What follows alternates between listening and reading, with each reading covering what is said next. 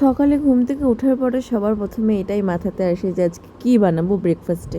তো ভাবলাম আজকে যে পোহা বানাই। প্রথমে কড়াই গরম করে নিয়ে বাদামগুলো কিছুক্ষণ সাঁতলে নিলাম, তারপরে উঠিয়ে রাখলাম।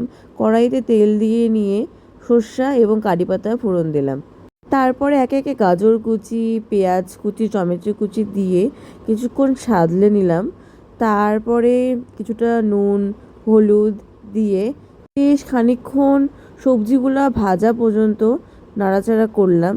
তারপরে দিয়ে দিলাম যেটা মেন উপকরণ, সেটা হলো চিড়া। চিড়াটা আমি জলে ভিজিয়ে রেখেছিলাম কিছুক্ষণ, তো জল একদম ঝরঝরা হয়ে গেছে। আর তারপরে দিলাম চিনি। চিনি দেওয়ার পরে সেই যে প্রথম কাঠকোড়াতে বাদামগুলো ভেজে রেখেছিলাম, বাদামের চোচাগুলো ছাড়িয়ে আমি বাদামগুলোকে দিয়ে দিলাম। তারপর ভালো মতো নাড়াচাড়া করে শেষে নামানোর আগে সামান্য লেবুর রস দিয়ে আবার ভালো মতো নাড়িয়ে গ্যাস অফ করে কিছুক্ষণ ঢেকে রেখে তারপরে সার্ভ করে নিলাম গরম গরম পোহা। আর এখানে যেহেতু কারি পাতা দেওয়া থাকে, কারি পাতা কিন্তু খুবই উপকারী স্বাস্থ্যের জন্য। তো আমার বরের কেমন লাগছে দেখো, রিয়াকশানে বলে দেবে। Bye bye.